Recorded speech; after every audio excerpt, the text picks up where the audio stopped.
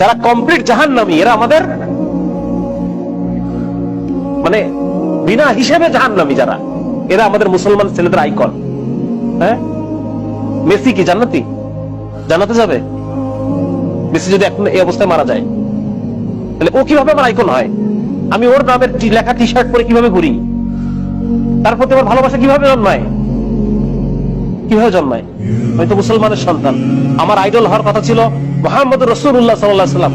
আমার আইডল হওয়ার কথা ছিল আবু বকর, ওমর, খালিদ ইবনে ওয়ালিদ, মুহাম্মদ বিন কাসিম, হ্যাঁ, মাহমুদ গজনবী, এরা আমাদের আইডল হওয়ার কথা ছিল।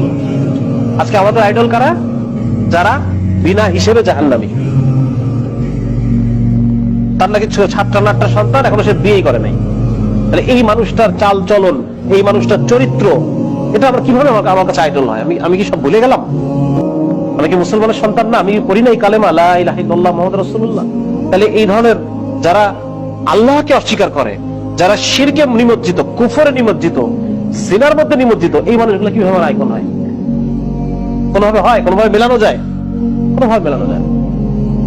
এই জন্য এইটা মনে করার কোনো কারণ নাই যে আমি এখন আমার যে যৌবন কাল, এইটা আমি যেভাবে ইচ্ছা সেভাবে চলবো, বৃদ্ধ বয়সে গিয়ে আমি ভালো হয়ে যাবো। এটা যদি আমি মনে করি, আমি অনেক বড় ভুল করলাম। আমাকে এই দুনিয়া থেকে যে কোনো সময় চলে যাওয়া লাগবে। আমি যে কোনো সময় এই দুনিয়া থেকে যে কোনো সময় চলে যাবো। আর এখন মৃত্যু হওয়া মানে এখনই আমার আখিরাত শুরু হয়ে গেছে। বুঝা গেছে? এখনই আমার কবর, হাসর, মিজান, আমার আখিরাত শুরু হয়ে গেছে। যার কারণে এটা, এই ভুল থেকে আমাদের উঠতে হবে এবং মুসলিম হিসেবে আমাকে নিজেকে চিনতে হবে যে আমি সবার আগে একজন কি? সবার আগে আমি একজন মুসলমান।